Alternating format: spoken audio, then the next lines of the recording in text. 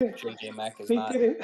I don't know Well, about that. I will say, like, unfortunately, players don't have any, when it comes to negotiation with the club, because like Chivas were approached a few times for JJ Mack, and they didn't no lo soltaron, right?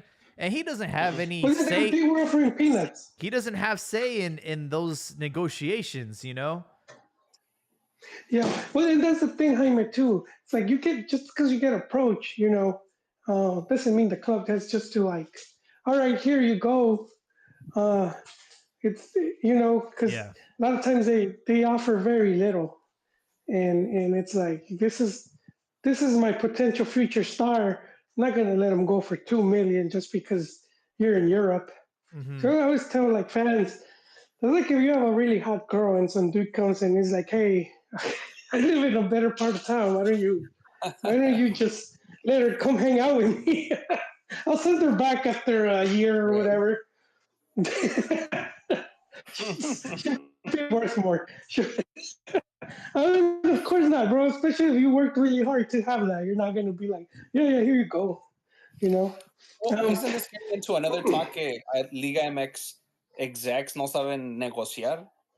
Obviously, I guess no, si I le están dando don't. 2 million, can they retain 50% of his Yeah. uh, No, rights or something I like don't. that? Like, say, They oh yeah, I let him go don't. for 2 million, and I still kept 75% of his card or 50%, whatever. Así Everything's como lo hace hey, Pachuca. everything in Mexico is short game, bro. They Yeah, don't have the patience to do that, but But it's obviously the smarter move. It's like, yeah, you're gonna get a little bit now, but if this dude pans out, you're gonna get dividends, on your return. yeah, Cruz Azul did do it with Santi because they got money from the transfer to Milan. Yeah, they did. They got some more money. And I know Pachuca has done it. I don't think that they don't know how to negotiate. And we've seen way more players going abroad. I think these are like old talking points, it's the carried old over, it's the old myths, carrying. right?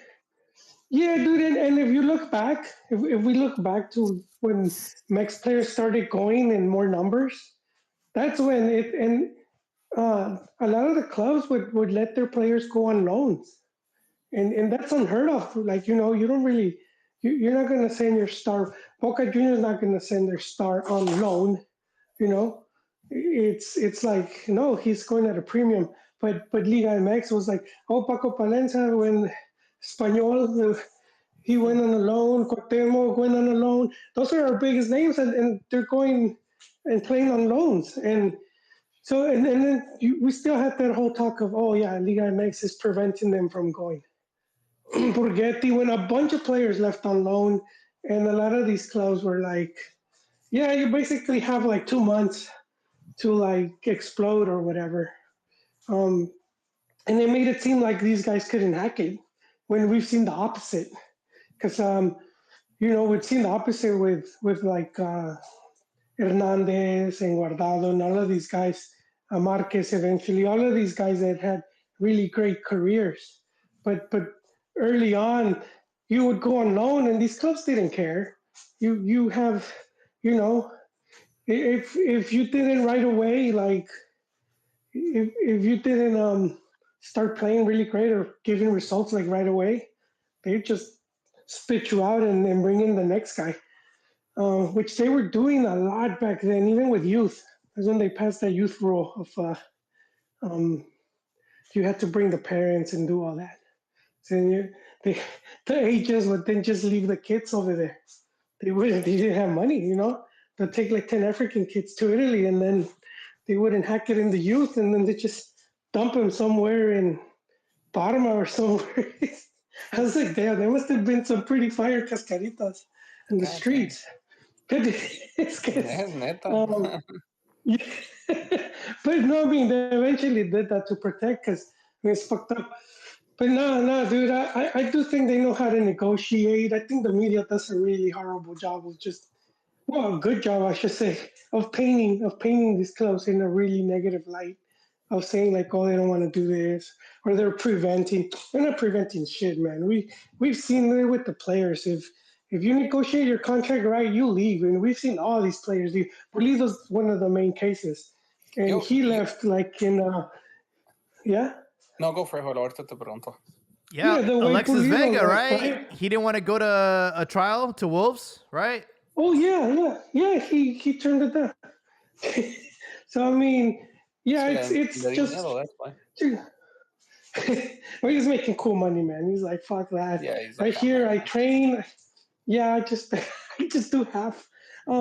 Yeah, so that's the thing. I think for Liga MX fans, just to understand, it's down to the player. If the player wants to go abroad, he can negotiate a good contract and even have these stipulations. Like Marco Fabian, when he returned to Chivas from Cruz Azul, he had that stipulation that if a Euro team came and they facilitate and even like a cap on how much they could charge for him. And he did. He ended up in Germany. So yeah, that's the thing. It's just the media. Like, oh, whatever team came and they offered peanuts and the club didn't want to, and then the clubs are bad guys. So what does the legacy media get out of it? Diciendo or fomentando the whole the clubs don't know how to do things or the clubs don't want to do this. Just talking point because they do it every day. So you need to make stories. You need to craft a narrative and just have a story. Go on. Yeah, I do. I was gonna say Generation F they were having that talking point earlier. Chicharito wanting to leave and that he's super unhappy that Pulido's here. Yeah, well, yeah, he's super sad. It's like, oh yeah, I'm gonna celebrar. Ha ha ha ha. Yeah, it's funny as hell. I just started cracking up. Yeah. You saw Hormiga doing his dance, and he was doing it with him. Like, yeah, it's bullshit, bro. What you hear out there. Yeah, it's like there's not gonna be like good stories every day, and there's these ESPN and the newspapers, the magazines, the radio. They basically have a daily show. So like if there's no news, then you have to make the news. So let's create some drama and then like everybody eats that shit up, bro. They eat that shit up. Oh yeah, dude, we like Chisme and Argüende. Pero es que le echan un chingo de chile y dices, hijo de su madre, that's way too much. Yeah, and this is like, and then you're pissed off.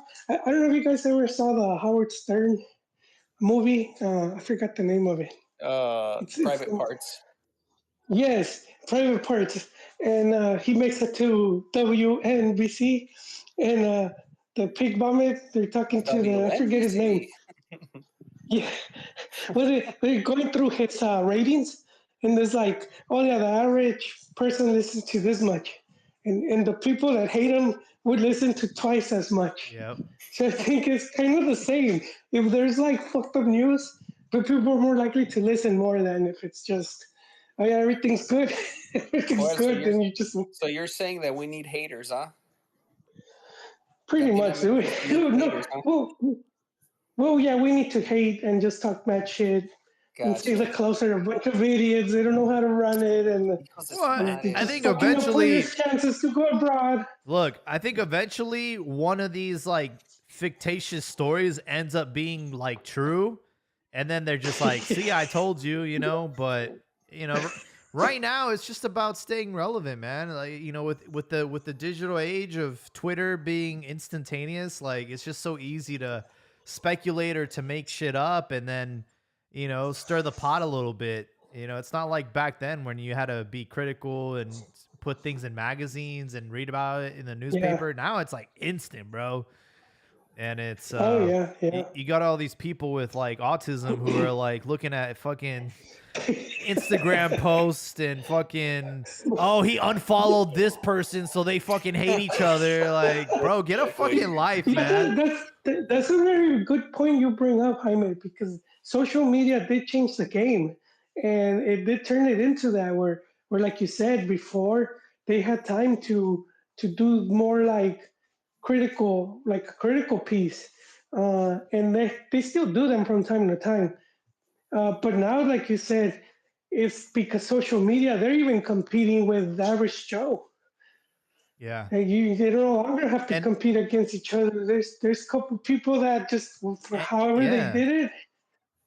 And the media And used to be respectful. Like they used to be like, hey, we have a piece going live tomorrow. Would you like to comment on it? Here's the copy, right? Like they used to give you the tip, like, hey, we're about to fuck your life up. You know, you got anything to say about that? Like, oh yeah, that's true. But now it's like, hey, fuck it, I'm just gonna start generating some AI content and see if people believe in that shit.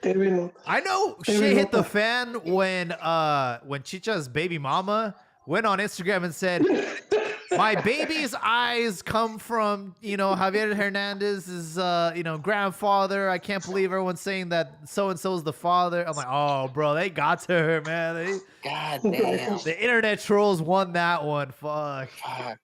Dude, Dreyfus is like, more followers for me. Pero también, like we were talking earlier in the chat, Joel, the rise of the Reporte fan. Oh yeah, man. It's like... It's exploded. Hey, I'm glad you brought that up. Thank you for bringing that up because there was somebody that went to the away match of Chivas Cibao, got credentials with his Chivas jersey on, got the mic and said, hey, this is coming from the fans. Like, you guys need to, I don't know what he was trying to say something. And he was all like nervous and they tried taking the mic away from him. And I'm like, bro, this is embarrassing. Like, how would you guys have phrased something like that? Like I see you got the mic. How are you gonna ask a question or ask the question, pero in like a stinging kind of way, como quería hacerle el guy? Bueno, antes que nada, déjenme les digo, buenas putos, ¿cómo estamos? How we doing, Abdias? Welcome, man. Te extrañábamos, güey. No se preocupen, güey, por eso vengo. And now, to answer your hot and burning question, how would I have directed that question? Hubiera sido, profe, con mucho y tanto respeto, le digo, por favor, váyaseme a la verga para atrás a España. No sabe jugar fútbol. Ese club se representa más que lo que usted nos puede dar. Por favor, y con mucho gusto, váyase a chingar su madre. Whoa. You can do that, but you're kissing your credentials goodbye and future credentials. Yeah, but wait, it's Chivas credentials. You think I care about them? No, really quick. Just speaking on that, the fact that he got accredited, and more important, got chosen, right, to talk. It's a lot of speculated. It was inside and even Riff Rap's been to the. You got to that point because I was gonna say everything sounds very fishy. So you don't just get chosen. Sir, you're gonna ask him a question. Yeah. They don't really choose you. Right. Yeah. Just to give everybody like the inside scoop. So because we've been to matches, we get accredited. You get 2 passes. One's for a photographer, which is mainly what I do. I get to go on the pitch, be on the sidelines, capture photos. You're not allowed to just like straight up go talk to players, ask for autographs. You got to be like professional. The other one is you get a press pass. You get to sit in the box with all the other reporters. And then after the game, you get invited to go to the press conference. But normally there's somebody on the Chivas or on the other team, or there's somebody within the facilities that chooses who gets to ask questions. You can't. It's not like an open mic, So the fact that this motherfucker got through that many it's the DR, right? So they probably had very loose requirements, but the fact that he got this far was insane, man. Being in DR, and that's it. Someone just paid them. They're like, hey, man, how much for a credential? And pick this dude. He's even wearing a jersey, if I remember correctly. That's also a big no-no. You're not supposed to wear. You're supposed to be neutral. You're not allowed to wear like colors of the teams or anything like that. Yeah. So I mean, this guy, someone with some pull set him up, and guy got nervous, and you could tell it wasn't coming from him. The fact that he had to read it. Yeah. Bueno, chavos. Yeah, that was. Miren, just to stop a little bit of speculation and things like that, Jaime, do that beautiful thing you did last episode and play the fucking tape. What? Oh, the clip? I gotta find it, man. I don't have it on me. I just linked it. It's right there. Te lo mando. Oh, okay. Let me see. I have to figure out how to do this. Give me a sec.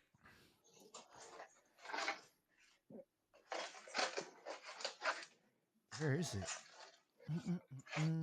Oh, It's pinned to the chat, bro. Not even the chat, to the space. Hold on. I got it now. Let me do it. Oh, wait, sorry. I got the game going. Pinche pirata. It's kind of hard to hear. We can hear it.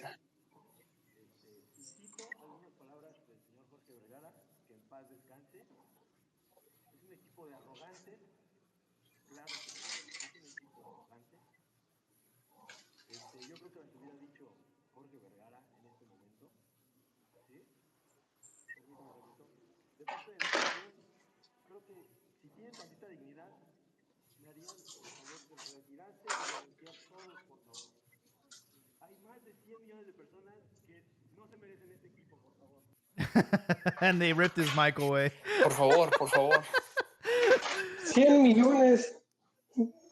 Gracias, güey. Gracias. Era lo que yo iba a decir. 100 millones de güey? fans. No mames. ¿En dónde? Bro, the dude was wearing a Chivas jersey. Jorge Vergara. He did not look professional at all. The fact that they gave him a mic is like, everybody should get fired for that one, bro. Bro, he's got a black JanSport on his back. Like, that should have been the first vetting process. You got a JanSport? Fuck out of here. Hey, that was the shit in the 90s, but I don't know what people Yeah, rock that was now. Getting a JanSport, bro. Jeez. That was my backpack, yeah. You shared my childhood. Just took a shit on my bag. But hey, I know. like I was mentioning earlier, man, it's quickly how much can change in a week. Like, it's crazy. Like, we went from fuck this team. This season's over, and then all of a sudden they get a win against TJ and they get a 3-0 victory, and like, hey, fuck it, we're winning everything. It's crazy. Even keep us going. Like we were saying, le estaban tendiendo la camita with the Virgencita, la cobija de la Virgencita. Now it's like, vámonos al, Yeah. hay que celebrar. Aquí la Minerva, güey. Ahí viene. La Minerva. Yeah. Yeah. It's crazy. Liga MX. Well, I mean, nunca cambies. Pinches nacos, güey. Vamos a la Minerva. ¿Qué putas es eso? Vámonos al puto Ángel. La Minerva. That's in Mexico City, güey. Por eso, güey, No, güey, sí sé, pero esa es la diferencia entre pueblos. No mames, güey. ¿Verdad? Un pinche pueblito chiquito y pitero versus el Ángel de Independencia. Es la Minerva, güey. Es la Minerva. Great segue into Cruz Azul handled fucking business yesterday. Was it 5-0? I lost count. ¿Sabes qué, güey? Even I lost count. I believe it did end 5. Ángel Sepúlveda scoring a brace. And, no surprise here. 5-0. I don't even know what the aggregate score was. 7-0. So Cruz Azul sitting pretty. I believe they will play the winner of Seattle versus, I don't know the other team. But it's probably going to be Seattle. Yeah, it's definitely Seattle. Now, here's the deal, man. I've mentioned it to a couple friends who are like, oh, bro, your team just won 5-0. How do you feel about it? And it's like, you know what, man? Honestly, it's that same feeling that you get after you go harpooning after last call.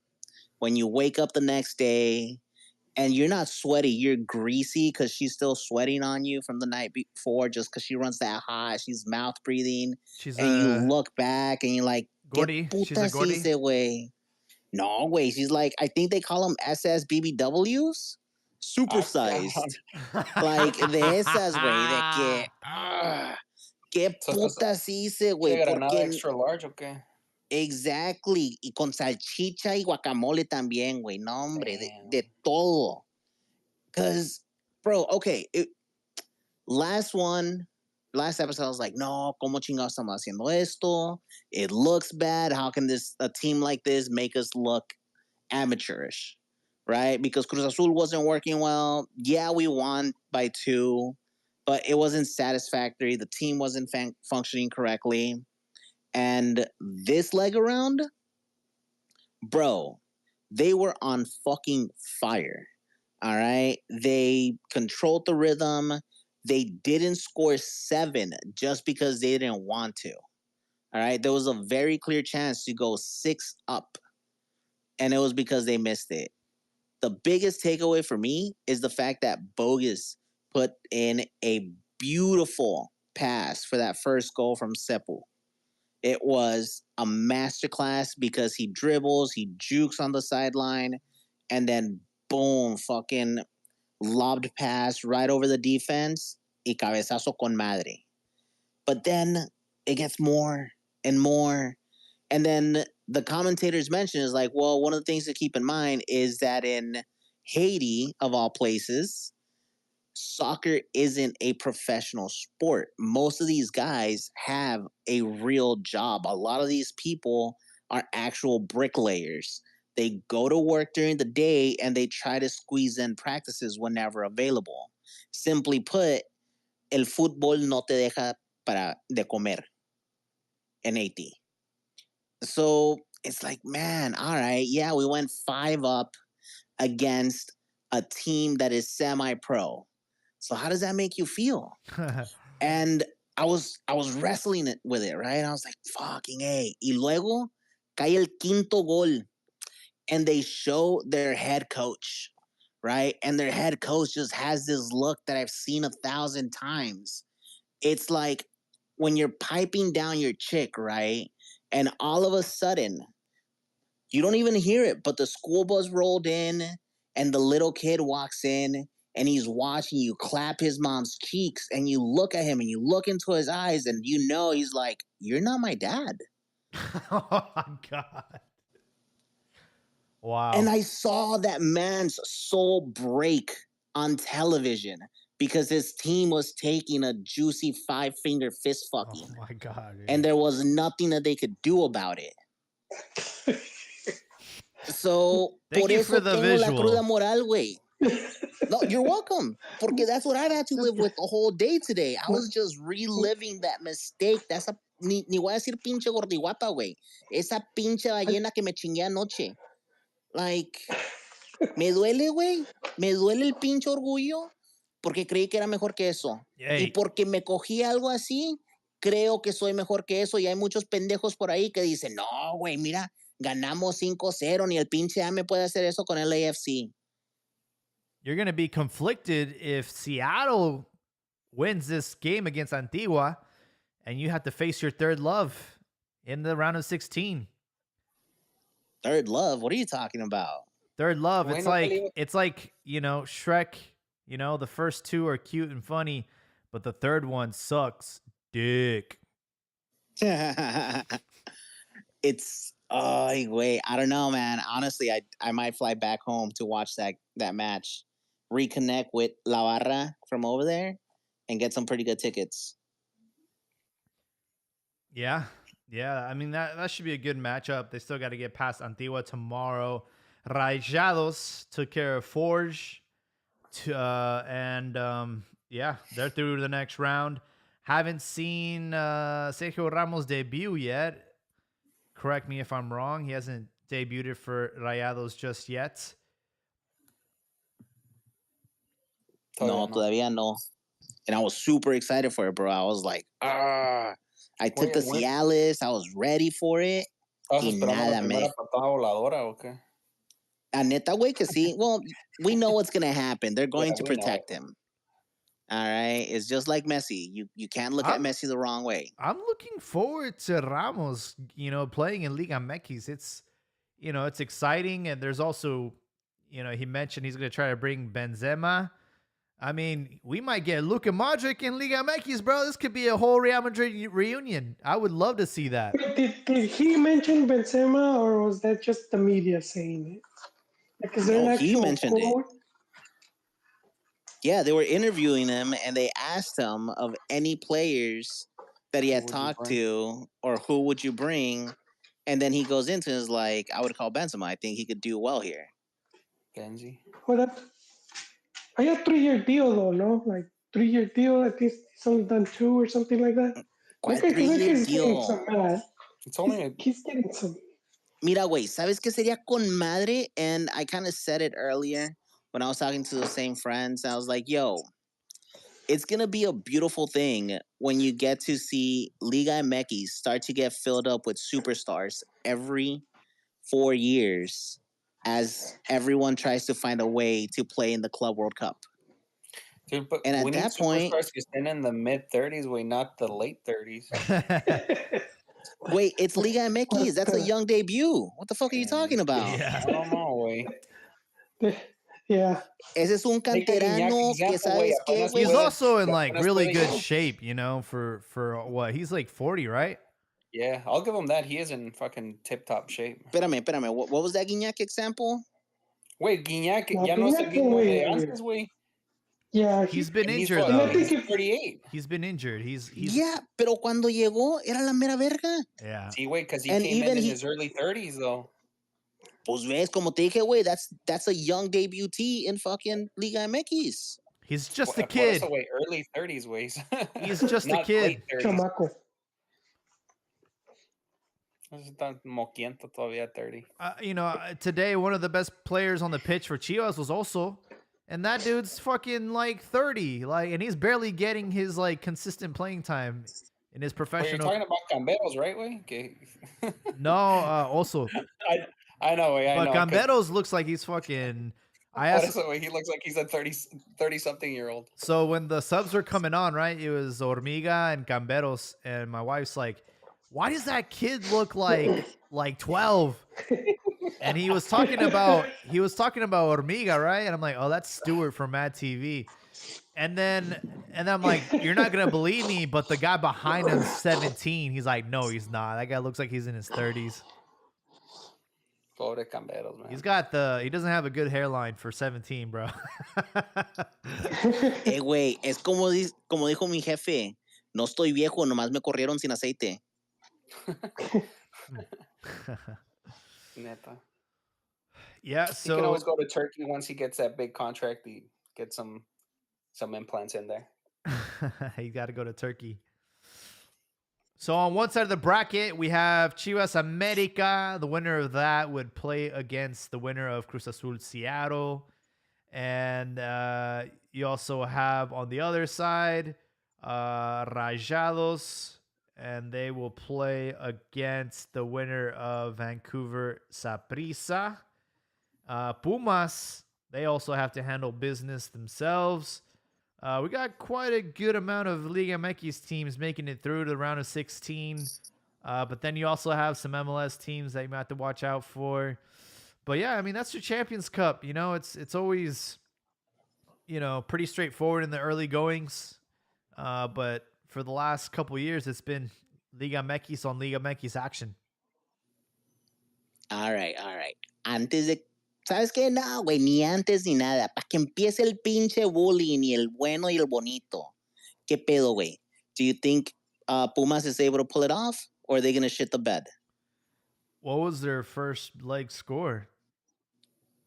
1-0, I believe. I think they'll get it done. You know, I think every Mexican team closing in at home obviously has like a pretty big advantage. You have to also consider that Pumas, although they lost 2-1, they did get the away goal, and that's definitely a factor.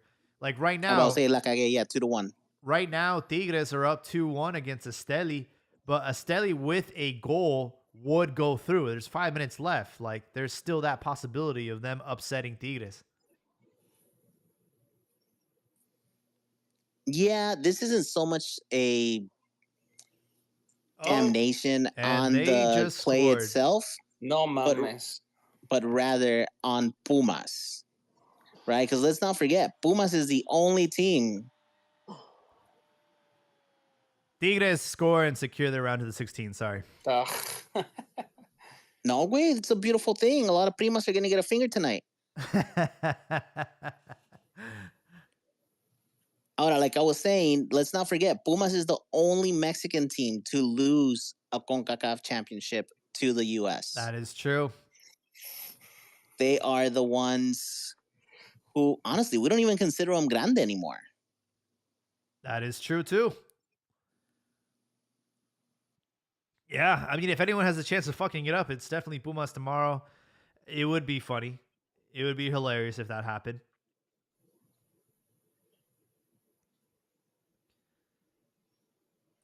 Man, I just really wish we had a Pumas fan in here.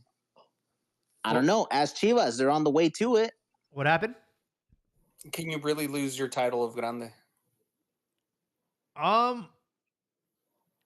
So I think you can on title accumulation. I don't understand why Pumas were ever considered a big team because they don't have the titles to back it up. Era por la cantera, ¿verdad? Y por Hugo.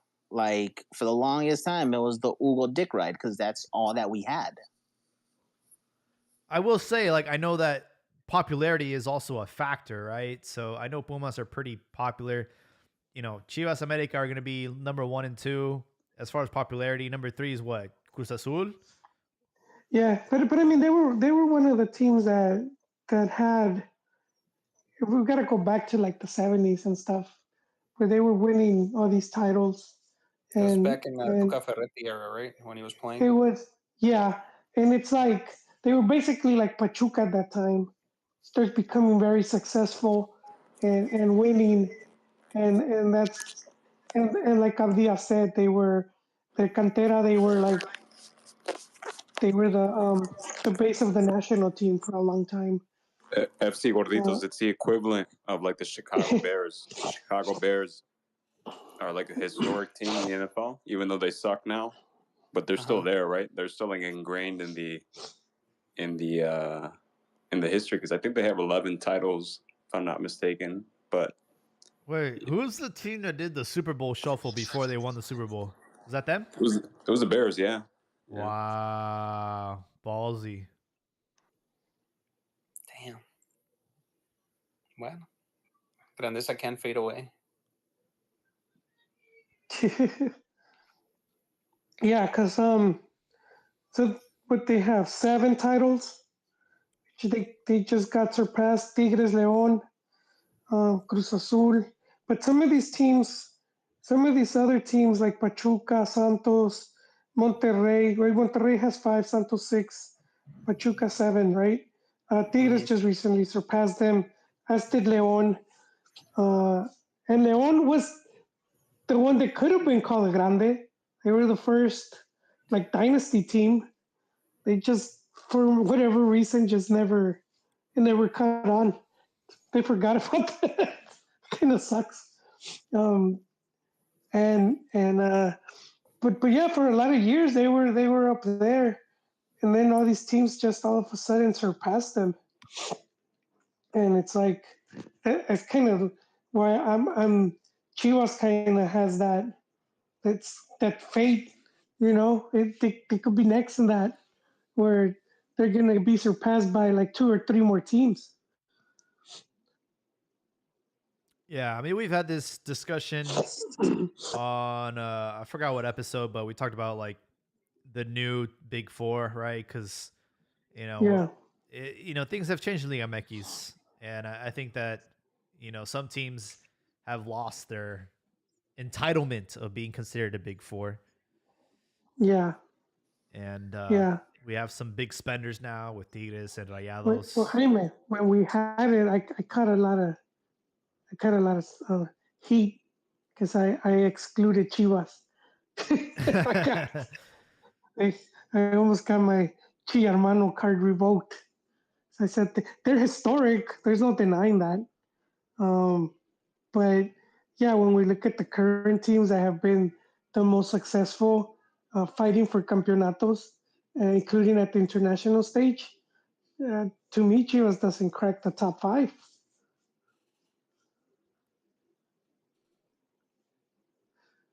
So they're maybe repechaje. They're grandes de repechaje. Uf. ¿Sabes qué, abuelo? No manches, that hurt, bro. No has dicho algo tan cierto y tan verdadero en toda mi puta vida, güey. No mames. Si quieres te la mamo ahorita. Es lo bonito que acabas de decir, güey. Güey, couldn't expect less from el John Wick de mexicano.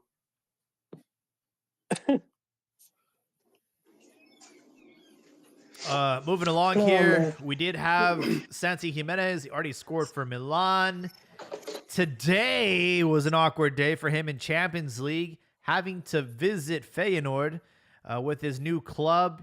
He got the starts and they lost. But the fans gave him a well reception. He got subbed out. And Santi Jimenez is looking lively over at AC Milan. Good for him. Ese es mi puto canterano, cabrones. Y que no se les olvide. Güey, ahora no le quiso meter gol a su equipo, a su whole team. Yeah, That's all it was, man. He'll get him on the way on the return leg in Milan for sure. And Feyenoord, having to maintain their Mexican quota, have already signed Stefano.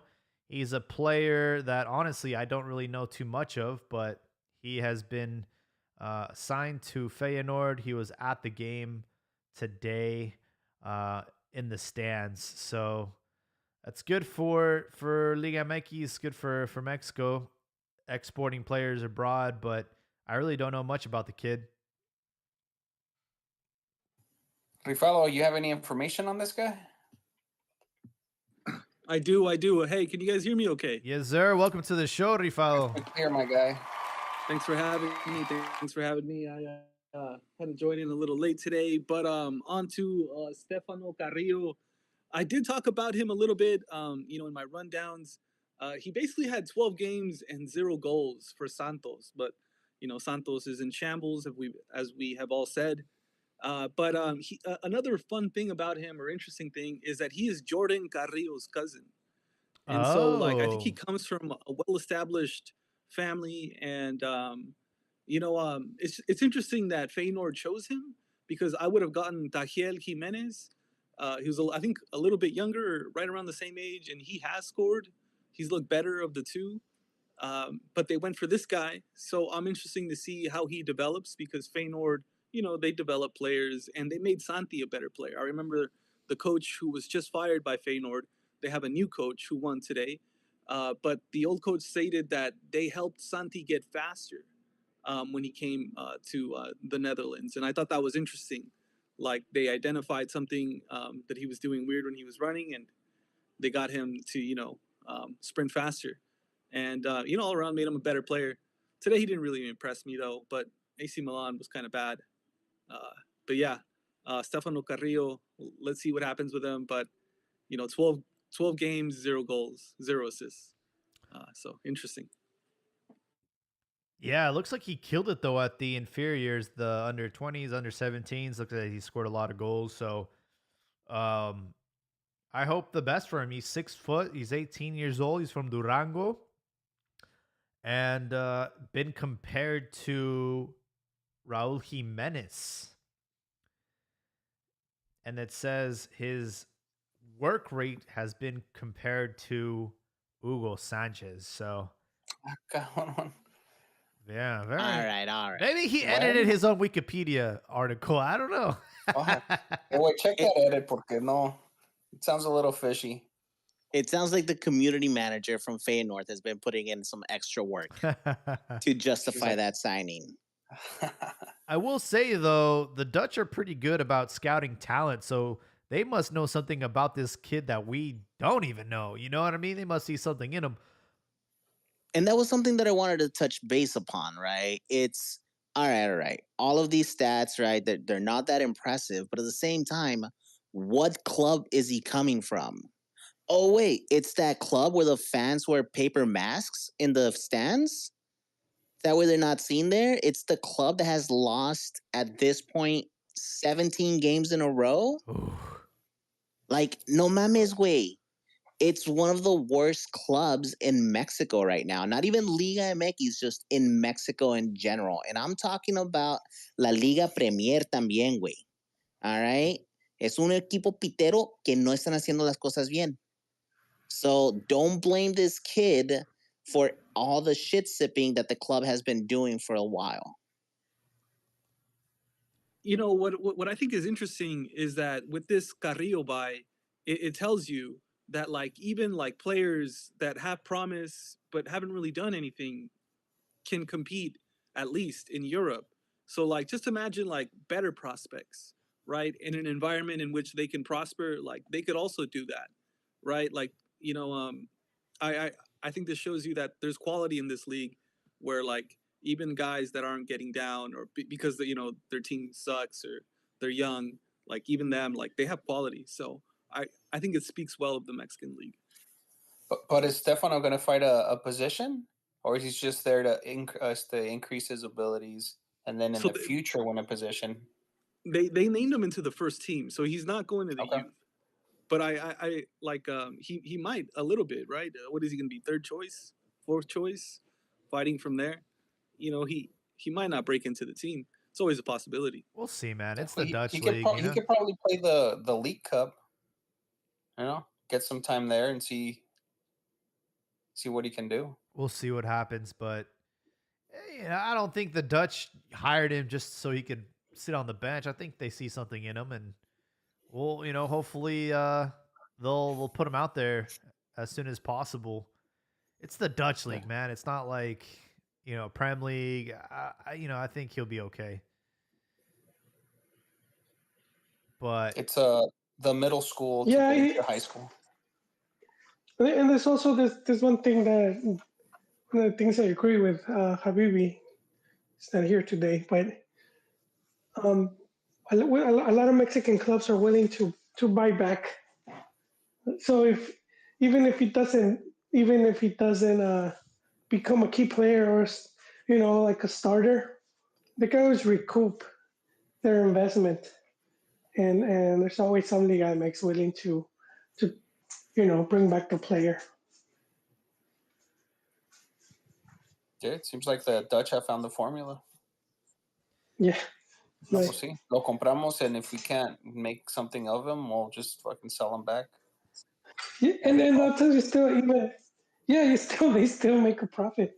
Yeah, they still make for the most part. I'd say. So we'll I mean, it's a hell of a business model.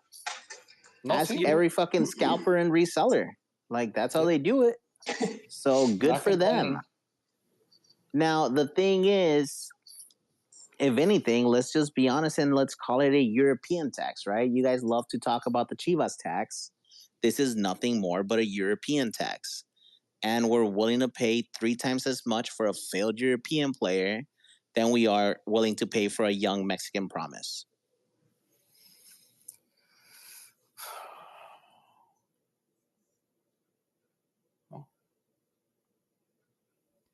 Yeah, it's a good observation.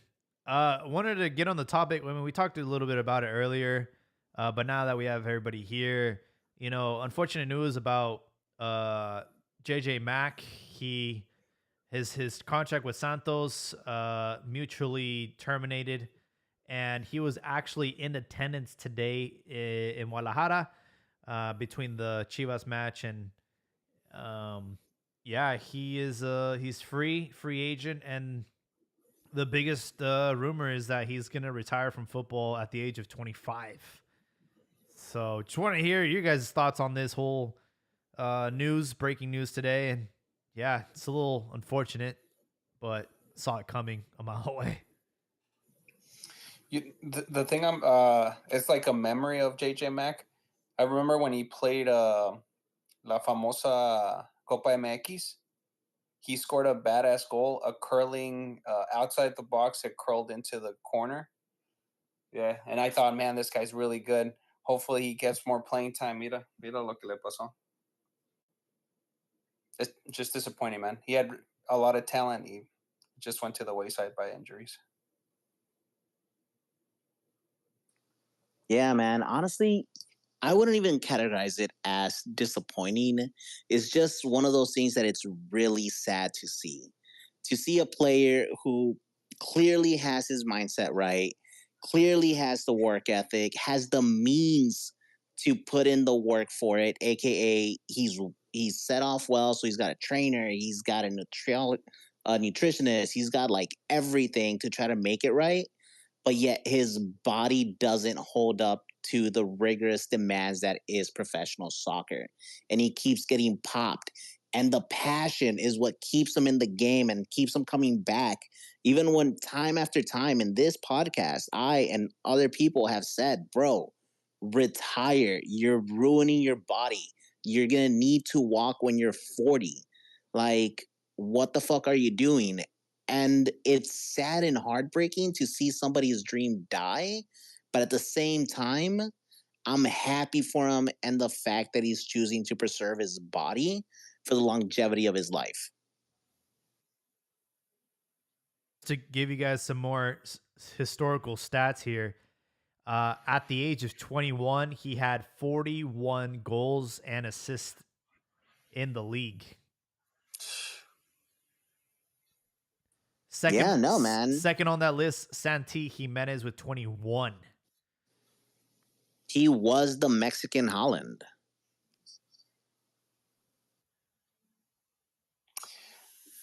Jaime Joel, I think you guys remember this guy, La Pina Arellana. You think it's in the same range, como they had so much talent, but injuries just ruined them?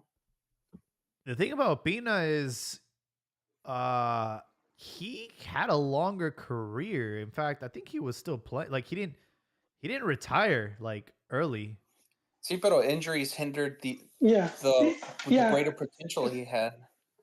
Yeah, I agree. I think I agree. the good comparison is gonna be Sergio Avila. El Gachito. Yeah. Gachito Avila. Wait, but did they ever put numbers like that? Well, he Did was he ever more put, of numbers? he was more of an Éramos attacking como mid. desequilibrante, right? He wasn't a striker. He was like a center attacking mid.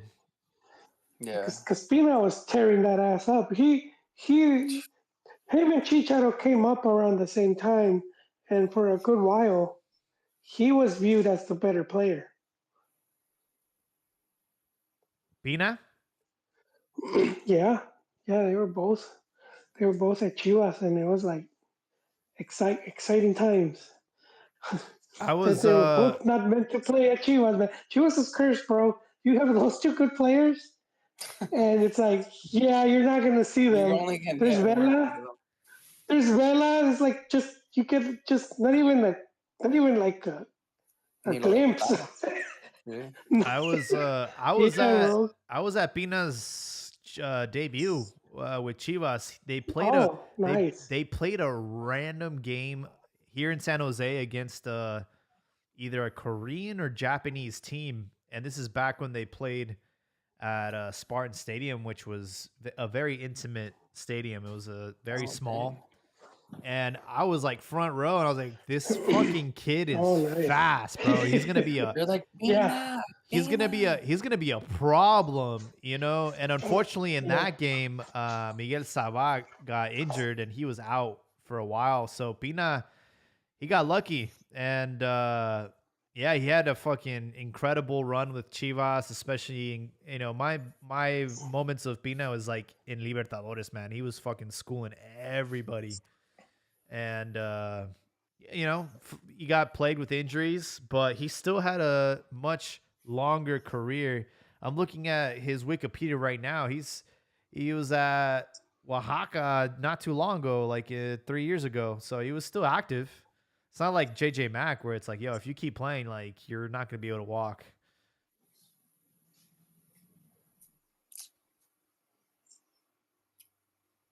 But is it like 100% sure? Ya agarró la second opinion from another doctor. Hey, we can't. This injury is just impossible to fix. Or it's like he's saying it to himself. Hey, it's over. I can't. Yeah. In today's broadcast, they mentioned, hey, he's in the palco with Amauri because I guess they're good friends, and I think like maybe they're trying to figure out a job for him at Chivas, and I think he'll probably come to a decision soon of like if he wants to retire as a player and just stay on the staff somehow and be involved with the club. But hey, man, I think there's like second chances for everybody. We just had the Oakland Roots. Isn't he on his third though? Well, He's on his third, fourth. The Oakland Roots just secured Jürgen Damm.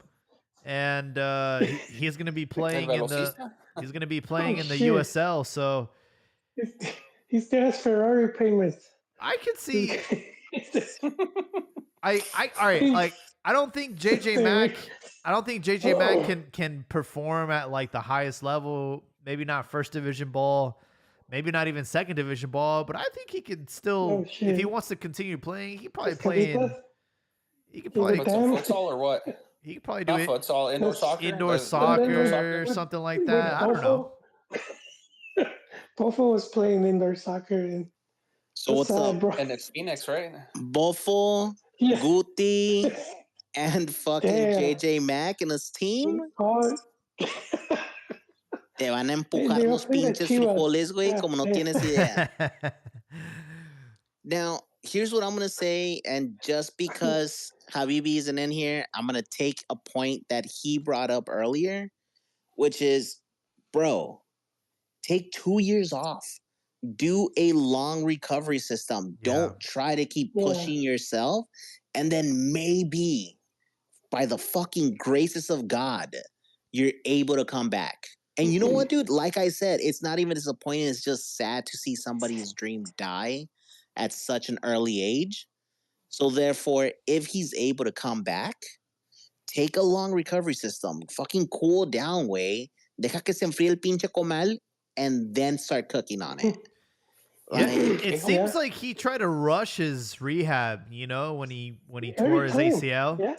Like he was out for like a year, and then I was watching his like social media, and he was going really hard in the gym, and I'm like, I don't know, bro. I think you might be, you know, pushing a little bit too hard. And then what happens? He gets injured in training, and then he's out again. It's just like, damn, bro. Like that was just too much, bro. You want it too much, and you didn't get your body a chance to heal. And I know Habibi also mentioned in the chat that like he had like a personal trainer, and he had terrible form, and he was putting on too much muscle, and that like, you know, that could also be a factor too. I know Fat Ronaldo, at Inter, like the coach just like really pushed them really hard to do a lot of physical training, and like Ronaldo didn't want to do that, and he said that was probably one of the reasons why he got injured so often, because he was just packing up too much muscle. Yeah, interesting you mentioned Ronaldo, because he did end up with one injury where it was like supposed to be over by this point, just retire, and he said he kept going to different doctors and getting the same response of like, just pack it in, bro. You know, like Abdia said, you're gonna need to walk when you're 40. Till he finally said he found someone that was like, yeah, I could do something, and that was when he makes his last comeback, and he manages to finish off his career. And he's still young. Was he off for like a year and a half with that injury? He was close to that. I can't remember. It was years ago, man. But the magic, if it was that 2 year, you know, that 2 year magic number right there. That could be. Yeah, and 27 is not still, that old. You know, yeah, he's 25. No, JJ Mack's 25. He's 25. Yeah, 27. He's still peak.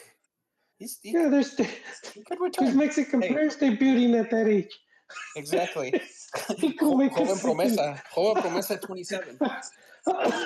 Shit. Hay que mandarlo a Europa, 7 años. Still make it. And young, you know, he's younger than the 40-year-olds are going after, so he's still, you know. Do the Habibi thing. Fucking take 2 years off, see if you can recover, find somebody that can, you know, somewhat fix it or actually fix it. Never know. He might just return as good as new. Ricardo. He'll go to TJ. I don't know if you guys heard the story of this man that was suicidal and he wanted to kill himself. And he goes to TJ and he's gonna drug himself and you know, OD. And he ends up having a lot of sex with hookers and stuff. So he ends up liking life again. Saved his life. Yeah. Yes. That's changing my league. Como los cariñosas, forget about soccer for a while. Just have some fun. And 2 years, she's still going to be there. She's still going to be looking for strikers in 2 years. That's very true. I'm going to go over some Jornada 6 results real quick. Querétaro kicked things off Friday. They beat San Luis 1-0. Necaxa beats Santos 3-2. And I'm sure that hurts for Santos fans. Like Abdia says, the losing streak continues. I lost my place here, but give me a sec. I caught that game, man, and let me just say that was probably the best game this jornada. Really? It was really good, man. And Santos looked good. You know, they let in 3 goals at the end, but they were down 2-0, and then they tied it up, and then eventually they crumbled. But it was a good, exciting game, and for a moment I saw the light at the end of the tunnel for Santos, but wow, I guess it was a false light. So it's unfortunate. It's unfortunate, but yeah, like their defense is just whack, and getting exposed time and again. I watched it too, and honestly, I would say it's one of the contenders for like match of the week because that game was back and forth. It was spicy. It was going well until, like you said, at the end, boom, boom, boom, tres putos pepinazos, and then you remember once again why Acevedo is best if he just goes and continues his medical career. Because he's got a fucking medical degree, bro. In what? He's a fucking doctor. No way. Yes. That's the thing about him. So he got cut early on. He left. He went and focused on his studies. He did all that shit. And then he came back. Like, dude has a medical degree. He can go and practice. But he chooses to play soccer. Hey, it's the love of the game, man. Yeah, si yo fuera él, dude, goleanme. I don't give a fuck. I'm playing professional soccer. and that was it. When he did his whole interview about it, and like he talked about it, it's like, dude, I'm doing this because this is a dream come true. This is a dream that I had given up on, and then they came back to me. Wow. And I can't believe, I'm so glad that Chivas ended up not coughing up the dough for him because he definitely is overrated as a goalkeeper. America beat Puebla 2-1. They stay on top in first place with 16 points. Tigres beat Atlas 2-1. León Toluca 3-3. Did anyone catch this game? Seems like it was a pretty entertaining match. Also another great game. I do think Toluca has regressed under Turco in the sense that like they're like a counterattacking team now. And they just don't look as good to the eye. But, I guess that doesn't matter if you win in the end, kind of shut the bed last Liguilla. But they're definitely not as good as they were last year. I don't think people aren't impressing me like they were. Like Paulinho, he's still good. It's a great goal. You got to keep your eye on the prize, though. They got Mohamed for his knockout experience. Not the short season, but in the playoffs. That's true. And Isaias Violante, 21-year-old right winger, he got a goal in the 50th minute.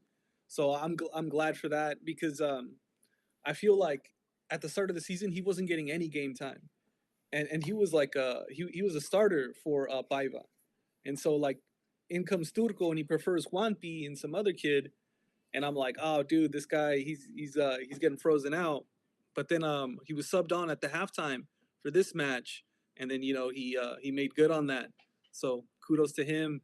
But yeah, I do feel like on another like aspect of Toluca, like the younger players have regressed. Like they had this guy named Arteaga, I think he's 21 years old, 20 years old, something like that, and he was a starter in a double pivot with Marcel Ruiz, and they were looking good, like as the protagonists, like holding possession, maybe a little weak off the ball, and compared to the guy they got in there now.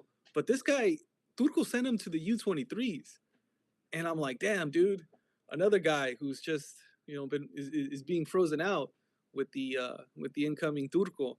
And that's unfortunate because he was doing really good last year. And I don't know if you guys remember, but Toluca was looking really good until they shot the bed in the Liga. So it's just, it's disappointing, but interesting to see the direction they're going in. Hopefully it pans out for them. Yeah. Meanwhile, León sitting pretty, 16 points. They're tied for first place. And that's the James Rodriguez effect. Yeah, now really quickly, I too caught this game. And this is the other game that I was going to say was the contender for match of the week. Like, same thing, the intensity, how it was going, it was looking good. In fact, Leon was pushing fucking Toluca shit in the whole first half to the point to where I was watching. I was like, dude, how the fuck does Toluca regress this badly? And most of all, how much of an impact does J Rod have on a single team? Because he is the creator of every play. He is the one who's driving them. In fact, the commentator said a fun fact that every single goal that Leon scores is choreographed by. He's involved, man. He's involved, and he told him is like every single time that we score, we're dancing. They're choreographed. So one of the players' wife is like a dancer. I don't know if he met her in Hong Kong or not, pero pues hay rumores, ¿verdad? But she helps him out. She does those things. So like the team is starting to gel together. While on the other side, it seems like I don't know what the fuck is happening at Toluca. So much so that why was Turco up in a palco? Yeah, like when the fuck did he get suspended? Yeah. I don't know. Wait, is he serving his suspension from like, I don't know. I saw that too. I'm like, wait, why is he up in the palco? That makes no sense. Yeah, so I was like, ¿qué pedo, güey? Did they confuse like Oscar Garcia con el Turco Mohamed? Because están medio gorditos los dos, ¿o qué pedo? Yeah, people are calling Oscar Garcia Buzz Lightyear, which I think is funny.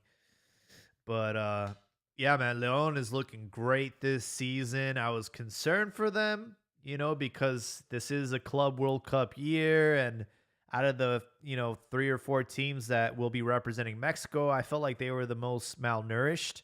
And what do you see? They end up getting a bomba with James Rodriguez, and this team's looking good. I like Leon because it's like a neutral team for me. It's like there's no animosity with them and Chivas. Maybe back in the olden days, but I got no malice for Leon, and anyone to dethrone America. That's what I want to see. And obviously, if Leon ends up having a successful campaign, James Rodriguez ends up winning, that's going to attract more Colombians to the league and maybe other players to the league too. Yeah, I think it's a win-win. It's really a match made in heaven because of how slow our our tempo is here in Mexico. James was not getting any game time or not a lot of consistent game time with at Vallecano.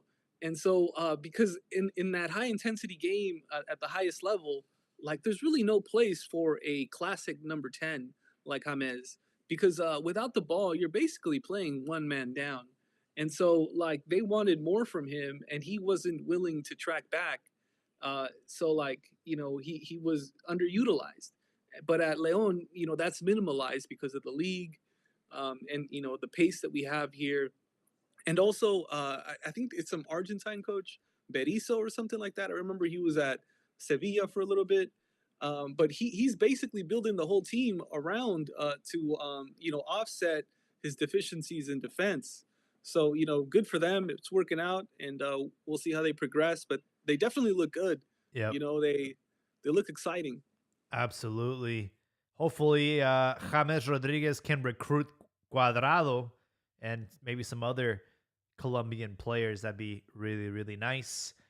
The upset over here with Juarez beating Rayados 2-1. And I'm sure Sergio Ramos is contemplating his life. Like, what did I just do? I just joined a team and they lost to Juarez. And Juarez are in 7th position. They're actually doing better than Rayados, who are in 13th position, which is crazy. But I'm sure they'll turn things around.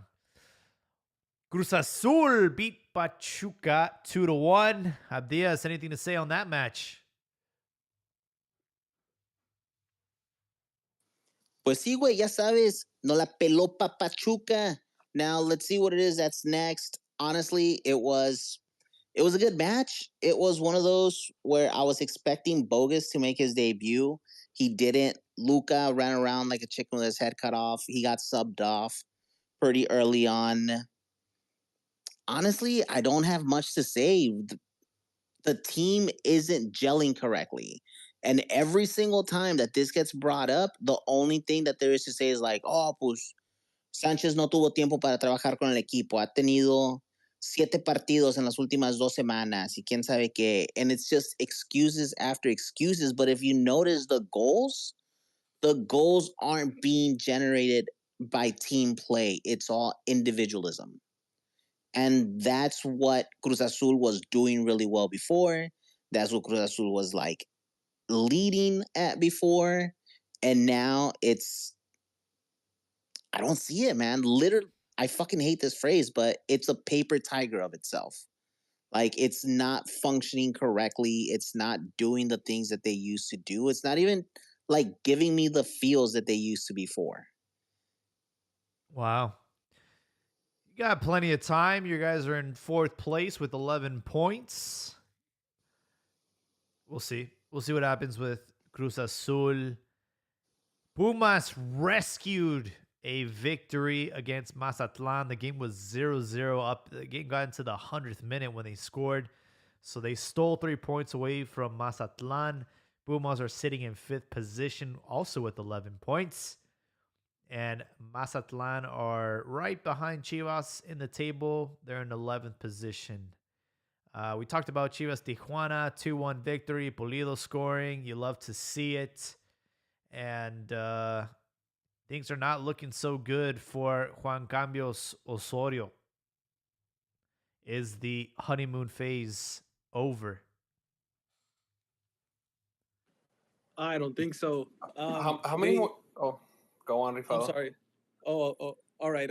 So like Cholos was in the game for a long time against Chivas, and I forgot who else they lost to, but it was also another grande or another bigger team, and they looked pretty good against them too. You know, it's just Cruz Azul. I feel like, yeah, I think it was Cruz Azul, but like I see them and they're competitive. They're not getting washed. So like there's still time. Not a lot in our short season, but I definitely feel like there's promising aspects to this team. But like Chivas is finally looking to consolidate themselves. I feel like that's more the highlight of this match is Chivas coming together with El Peloncillo Chavez, 21-year-old with an assist. He looked great, and we had Luis Rey. He was a starter, and in the first leg against the Dominican team, he's the one who scored the late tying goal for Chivas. So it's good to see him. I like him a lot. And then today we had Castillo and who else? It was Castillo and Mejia, Rey Mejia. And what's it called? I think that's our best center back pairing going forward. I hope we see that as opposed to the other guy. What's his name? Tapias? Yeah. Yeah, like I don't like him, and I don't like Sepu either. So I'm really excited about like them fielding those two guys together. I feel like that's the future. And then we have Camberos who look good today as well as against Cholos. Yael Padilla is fucking yeah flames right now, bro. He's finally fucking doing it, man. Today the assist for Chicha. I thought that was great. Again, it's a shitty team, but sometimes you need a team to like fuck their ass up and then ride that euphoria to the next match. I think we're gonna play Toluca, America, but we're gonna play America for this tournament. Yes, they're gonna be our opponent, and so like we need like all the confidence for that because they're on top of the world. Dude, if we can get that Toluca victory, we're gonna be on the right track. Because then after that, there's Pachuca, and then obviously on March 5th, tenemos El Clásico. Yeah, and then after that, El Otro Clásico. So I know March Madness. Go on. Yes, March Madness indeed. FC Gorditos will be there. Just to let everybody know. Hey, let's go. FC Gorditos, Liga MX, Clásico, will be there. So, because a lot of people... Hold on. Huh? Before we go into the dick riding, one thing that I do want to mention about the Tijuana game, right, is that Juan Cambios once again fell victim to his own nickname and did that thing that he loves to do. He made 5 changes to the starting lineup. Like, he keeps changing his lineup. Like, he hasn't found his ideal team. this season, and he just keeps trying to fucking plug away at it a lo pendejo. Bro, I don't So think he's trying to find his team. I think he just changes his alineación to fit the opponent themselves. Cambia cada game. So I'm thinking he's just lining up the players that would fit. Yeah, he has a For that different certain he has a game. different strategy for each team that he plays. Yeah.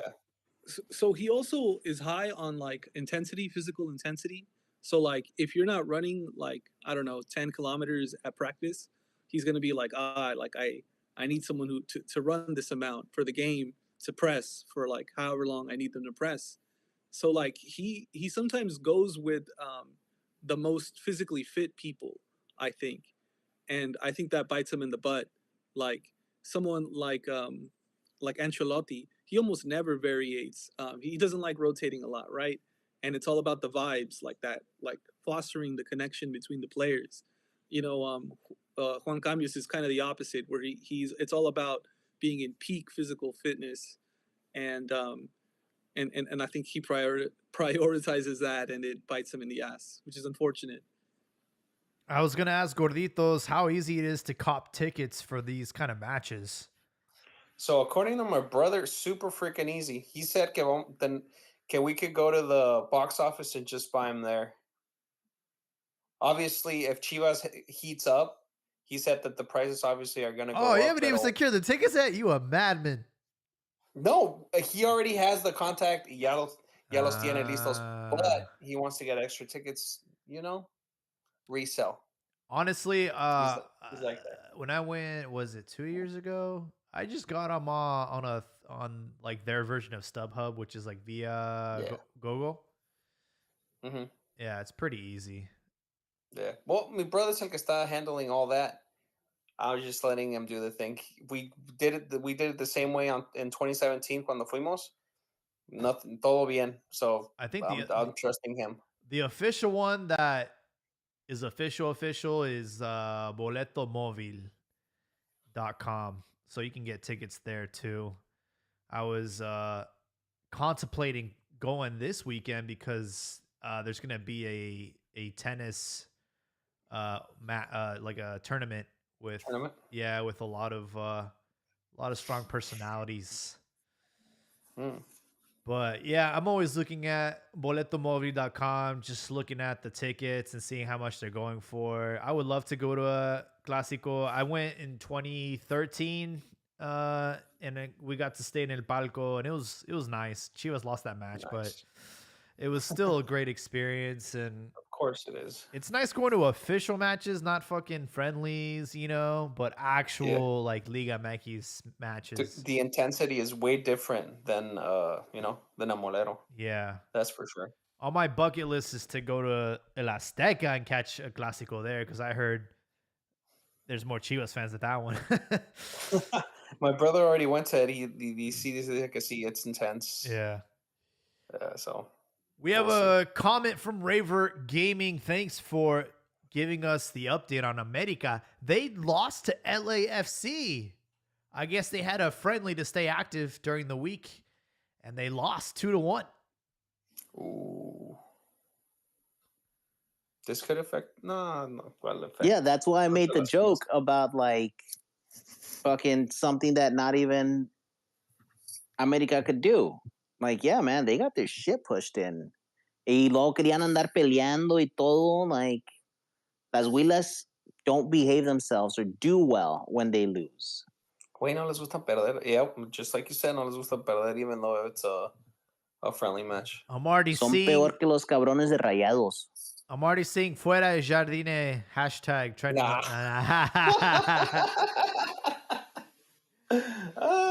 Yeah. The talk in the pinche los futbolitas. Ya, güey. Stop it. Or porque ahorita va a llegar el pinche Ricky foaming at the mouth. You got to say his name 3 times for him to appear. Yeah, exactly. No, güey, yeah. Calladitos. Although I will say this, and I'm sad to say this, pero tricampeón, nomás hay uno. Y que chinguen su madre los Chiefs. Damn, bro. Damn. Yo, that's how much I hate the Chiefs, bro. Tú y everybody else, güey. Wait, the fact that the Eagles like just parted those cheeks and went the full 9 was beautiful. Because let's be honest, bro, the Bills should have been in the Super Bowl. It wasn't supposed to be the Chiefs. It was supposed to be the Bills.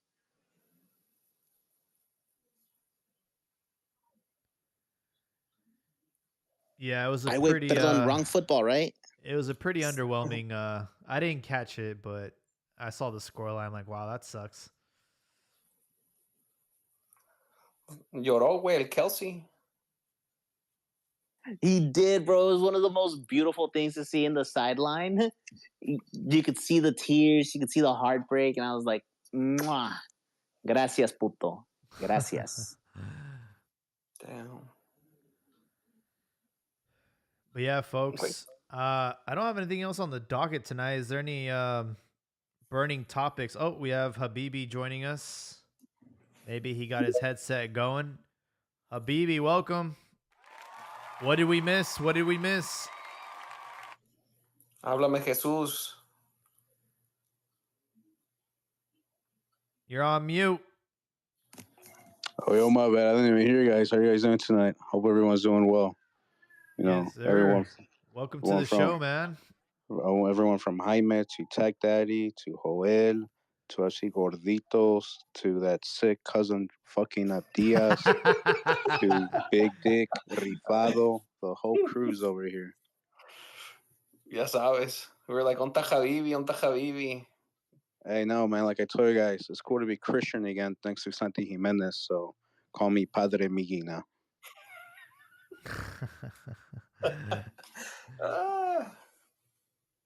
Hell yeah. Hey, man, but hey, I was looking at this post talking about, you know, América Chivas, like, señores y señoras, about Clásico Nacional. Bro, I looked at that and, like, zero excitement. And all the comments, it was like, América should send, like, their starting team in La Liga, send their U23 for Concacaf Champions, and they'll still win all 3 games. And then uploading pictures of, like, when they scored in Akron and celebrating in front of our fans, and like none of the players did anything about it.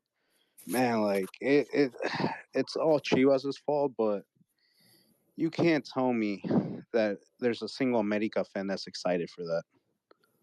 I don't think there's a single America fan that's like, oh yeah, we're going against Chivas, we're gonna cream them.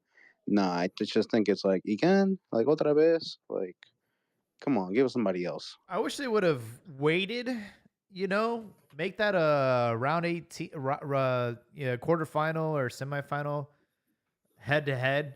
But I think this tournament is always stacked for, you know, let the Liga MX teams eliminate themselves and then let's try to get them in the final. You know, I think MLS is always going to stack numbers. Yeah, MLS has a lot of teams in it. I think they have like 10 teams in it. So this is the year that's finally in their favor. But I mean, they're kind of eliminating each other also because I think Inter Miami is going against Kansas City, which I mean, Miami should win, but at least they're not facing a Liga MX team. Maybe they eliminate each other. I don't know. But from a Chivas point of view, it's just fuck, dude. Like, there's not even like motivation. It's like, and even if you see the team right now, I'm sure you guys talked about it. You know, like Piojo, Yal Padilla from their interviews, they kind of recognize the team's playing like ass. So the team's playing like ass. The coach is not doing that great. He's getting kicked out of the games for trying to kick players. And America's in hot form. It's just like, what are we walking into? Are we walking into another 3 losses against them? Yeah, I mean, I think these 2 victories are going to build up our chemistry or confidence. And if we can get over the hump against Toluca, I think we can start building that momentum. And by the time we kick off against America, who knows, man? This team might be able to, you know, I'll give them a puncher's chance. Yeah, the only reason I'm giving him a chance is because Cristiano Alan Pulido Ronaldo is back. Puligol. And I was dying with the photo you put in the chat. It was a photo of Pulido with his shirt off, bien mamado, and the caption like, "This is what Chicharito put up in his wall so to motivate his ass to score goals." Yeah, that's all FC Gorditos right there, man. Oh Gotta shit, give my them bad. credit. Yeah. But yeah, no, I mean there was rumors of Jesus Bernal, who's considered one of like, the Chivas insiders, saying that Chicharito was not happy with Pulido coming over, my threat in his spot. And then they show the video where it's like Pulido scores and Chicharito's like clapping for him and everything. And Debunked. it's Yeah. yeah, man, Wait, debunked so real Bernal quick. was the one that said that shit? Yeah, Bernal was the one that said that, and I was reading, reviews of the insiders, and you can tell he's an insider, like the guy who's an insider for the Mexican national team. What's his name? Gibray or something like that. Oh, Gibran Araige? Yeah, him. Like they're insiders because the directivas give them leak, but they also give them leaks to control the narrative that they probably want. Yeah. Yeah. And then with Jesus Bernal, he's the one that he said, like, a couple refuerzos were already locked down and stuff like that. And that never happens, man. It's just to get the fans going. I'm sure Amaury Yeah. reaches out to him, say, we're going for Berlin, we're going for him. Just put the word out there so the fans Going can for calm down. Chávez. And then, nunca, güey, nada. It's always the same story. We need to ask Triaso, way. Maybe he'll know. You don't know maybe shit, bro. Bro, He's he's an even insider worse. too. He's a D. Not just that, D-load he's insider. a friend of Cantina MX. He keeps shouting us out. Yeah. That's thanks for you guys for putting in that work. Cantina MX taking over the world, way. This is man. you guys bring up a true story back when everybody used to, before Twitter, everybody was on forums, and there was this really big one called Big Soccer. And there was this guy who months ahead of time would leak designs for Nike, like these are the next like cleats that are coming out. And he always had like probably someone in the factories that, make these. He had the inside scoop. It got to the point where his leaks were so like, they were so popular that Nike ended up like basically paying him off. Like they hired him to like prevent the designs from leaking again. It was crazy, man. It's like, holy shit, dude. It's like You mean some dude from the US forum? Yeah, he was based out of like Taiwan or something, but he was like notoriously known for leaking that's things. Another one then. Yeah, he was leaking. So wait, he was probably making the damn shoes himself. Like, yeah, he was. Oh shit. Yeah, he was, and he was also selling them. I copped a pair too. They're authentic. And well, that's the second one because there used to be another dude. There used to be another dude that would leak stuff, but I think he worked in one of the. But I didn't know about the Taiwan guy. Damn. Yeah, he came up real big, and then all of a sudden we just stopped seeing his posts, and they said, "Oh yeah, like Nike actually like hired him." Yeah. It's like Catch Me If You Can, right? At the end of the movie, like the FBI hires him because he knows more about all fraud than anybody else. Yeah, Frank Abagnale. There's a good page that does that now. It's called Foodie Headlines, and they leak uniforms. Yeah, and they're always like the ones that come out, and they leak them out like months ahead. So I wonder if it's also somewhere in a sweatshop, because that also happens on TikTok. There's this like Asian like lady, and she goes live. And she shows you all these Jordans and everything that, on the secondary market, they're like 400, 500, 600. Well, what and happened? You can order them from her. What happens is, because I was really close with this local soccer shop, and they would send them the catalog, obviously, like months ahead of time.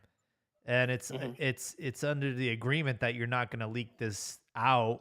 But So they got an NDA. I was so good with these guys that they're like, hey man, this is the catalog for next year. This is what, because they have to order that shit ahead of time. You know what I mean? So yeah, I mean the designs are out there for months ahead of time. Yeah, and technically, I mean the designs are whack now, both Nike and Adidas, because you can tell they recycle the same templates. Oh yeah. Around leagues and national teams. There's like no more like creativity. Like you'll see like But I don't know. that's always You'll been get the case, though. well, you see like some team get the jersey and you're like, oh, like Toluca, and they'll be like, oh, that's the jersey like Liverpool had like last season or something. You know, it's just like Yeah. recycled templates. So when Mexico was sponsored by Nike and they came out with those iconic chevron kits for the 06 World Cup, that template was used everywhere. And even my high school varsity team, we had that design. It's just a cookie cutter template. You slap a logo on there, and you know it's just easy to produce in mass. You know, but I mean, all the big manufacturers do it. I'm not a fan of Puma. I know Chivas are sponsored by Puma. I'm not a fan of them and what they're doing with the Chivas apparel. But here we are, stuck with them. Yeah, Puma's like interesting wearing it in the U.S. because you know, like at least where I'm from, you know, Puma's wore like by the Africans and like the Muslims, which is Hey, not saying también it's a bad thing, but it's los like polacos out here in Chicago también. They're all yeah, rocking it's Pumas. you know the white boys wear the Adidas, Nike, Mexicans same.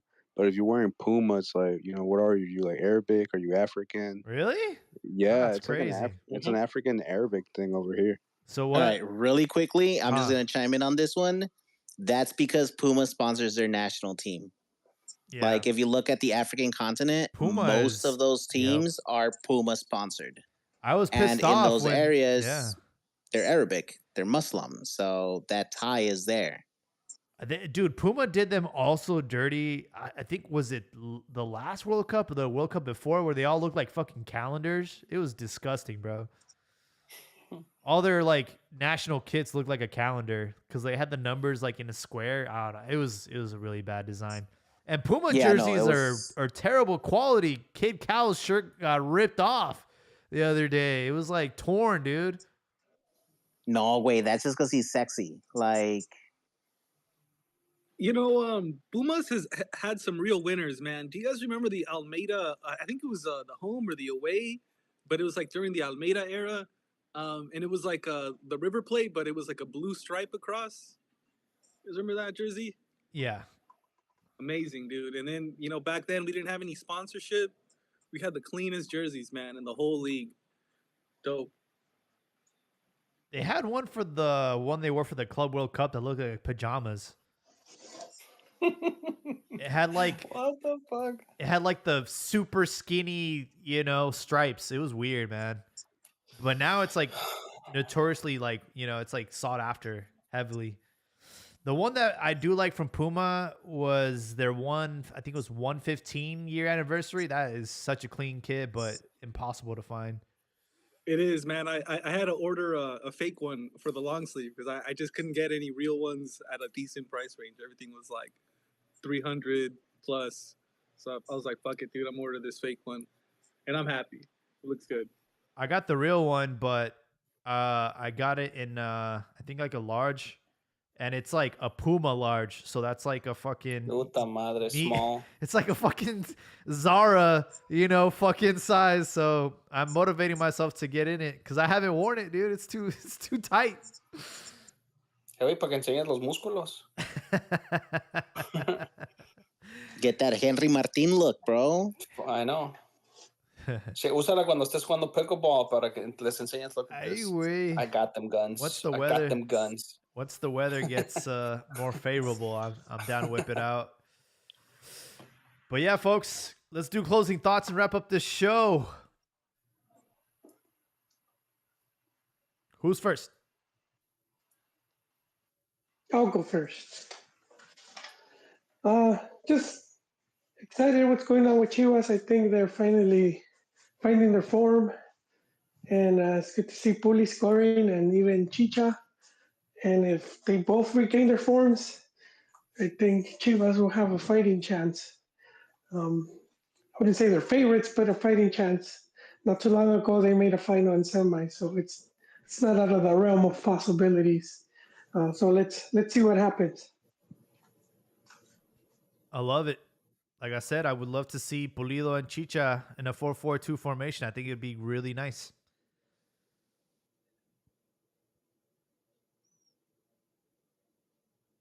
Gorditos, what you got for me, man? You know what? I'm gonna second what Joel said. This Toluca game is gonna be an important game. Obviously, thought tenemos Pachuca, but if we can keep that consistency going, Pulido scoring, Chicha scoring, even Hormiga. If Hormiga can start scoring, I think we're gonna be on the right track to be competitive. You never know. It might be like that season que llegamos a la final. Nobody thought we were gonna get there. We got there. We were this close to winning it. Hey, it seems like we're on the right track. So let's see. Love it, love it. Yeah, man, it's crazy how quickly things can change in a week. It's a hate-love relationship with this club. Está bueno. I'll go next, guys. And my closing thought is just to reiterate something that I mentioned earlier. And it's the fact that we shouldn't let these results from Concacaf Champions fool us, at least at this moment right now. Because let's be honest, everyone can fuck a fat bitch every now and then. All right? And that's what these Caribbean clubs are. They're semi-pro leagues. They are SSBBWs at the very best. Like, don't feel too high because you beat them. All right. If anything, it can be a small spark of hope, but the crash is going to be there. Our real measuring stick right now, unfortunately, is Liga MX. See the way things go. And once we start running into the MLS and those clubs, that's when you can start putting up your lapels and being like, mira que chingón soy. That's what we can start looking at that point. Right now, sí, güey, te estás cogiendo una gorda. It feels good. She keeps you warm during the winter. But let's see what happens a little bit further down. All right. Yeah, to add to that, if all you do is bang ugly chicks, it's easy to be a player. So same thing with it, man. That's all this tournament at this moment is. It's just banging a bunch of ugly chicks, and it's not like really raising your game. We're making everybody else better. We're giving the ugly chicks confidence, making them think that they're beautiful and they can actually, they deserve us. And it vale madres, dude. Like, look at the teams we face. Like, this is like, I don't know, like top English teams and top La Liga teams are playing teams from like Movo, Ukraine, or some shit like that. So we honestly have the shittiest region in the world. And now that I think about it, it doesn't make Leagues Cup look that bad. Like it actually makes Leagues Cup look attractive instead of playing these teams. But good for them, it grows their game in the region. It doesn't really benefit us. If anything, you're risking players like for injury, unnecessary travel. If anything, they should play each other and like see us in the quarterfinals or something. I agree. But outside of that, I'm very excited for Sergio Ramos to be in Liga MX. Maybe it opens the door for more like world renowned players, to keep making that move. I know there's Gignac, but, he wasn't at the level of Ronaldinho or Sergio Ramos internationally. So I'm excited for that. The rumors of Benzema, Luka Modric, that would be fucking insane to see in Liga MX. And then I said it before, they got to get that package going. Put all the games under one package, export it to the world, grow the league, make it look cool. But outside of that, I'm excited. I'm excited to see the league. I think the league keeps getting better, and let's just see what happens. But I'm excited. Thank you, Habibi, for joining us at the last minute. Who's left? Is it Rifado? Yes, sir. So my closing thoughts, I just want to touch on the game that just ended of Tigres. We had Oziel Herrera score early on. Ozzy looked good, man. He's looking good, yes. Over the weekend, he had a banger of a goal, straight bullet of a shot. And he's heating up, which is great. We need wingers for the Mexican national team. Hopefully he keeps it up. He looks good. And then another winger who's not on my Jovenazo rundown because he's 24 now is Lainez. He also scored tonight. Yep. And He looked good. He's been looking good. He's bagged a couple of goals this tournament thus far.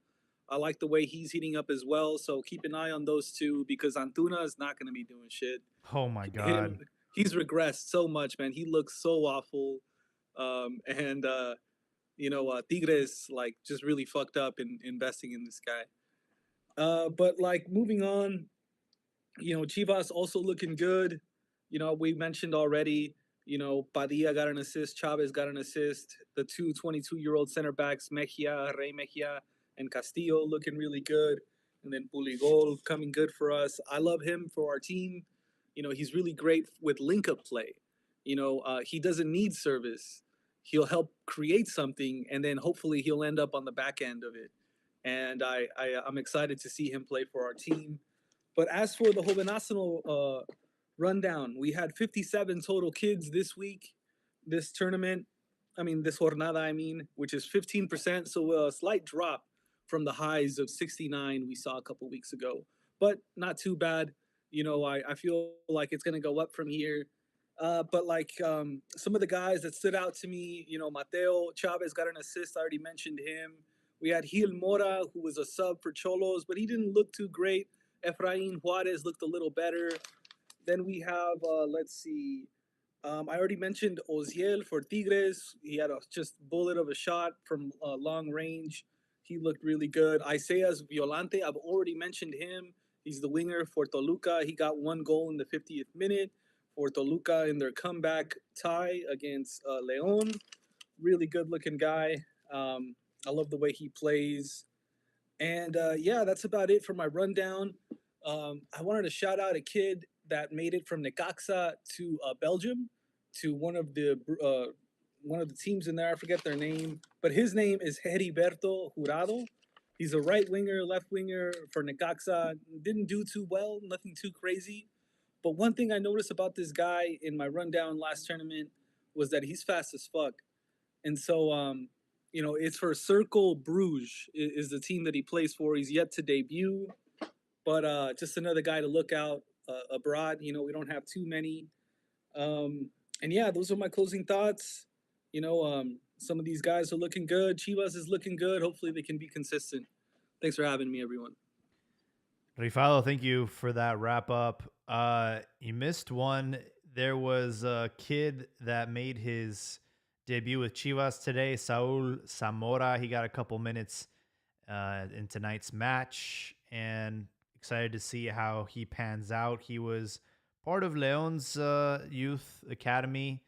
Didn't really do much there, and then joined Chivas last year, I think, and has been playing for Tapatio. So he got moved up to the first team today, and someone to keep an eye on. He's 21 years old. Want to thank everyone for joining us tonight. A couple of things on closing thoughts, and it's around my local home team, the Oakland Roots. Obviously, the big news with Jurgen Damm coming here, which is going to be cool. Yeah, they're going to be playing at the Oakland Coliseum where my Oakland A's used to play. So I have an excuse now to cover them. Maybe if I have a chance or an opportunity, I'll see if I can get them on the show. We'll see. But another interesting thing is one of their homegrown players, Edgar Cruz. He actually was recently picked up by America. So he's from Modesto, California. I did see him last year when I covered the Roots. He's lively. He's pretty young. He's only 17 years old, or 19 actually now. And yeah, he got picked up by America. So that's pretty cool. Seeing some local homegrown talent make it to Liga MX. What else do I have for you guys? I think that's it. A couple of matches this weekend to keep your eye out on. Tigres is going to play Cruz Azul. That should be an exciting match. Might be the match of the week, honestly. Just both teams are in really good form, very close in the table. And in case your heart doesn't get broken or disappointed on Valentine's Day, don't worry, because Toluca will play Chivas the next day on Saturday, and that should be a great match. I'm looking forward to that one and seeing if this is fool's gold or if Chivas are the real deal Holyfield. We'll see. But we'll catch you guys next week around the same time. Maybe we'll try to upload an episode on Tuesday, and we'll catch you on the next one. Take care, everyone.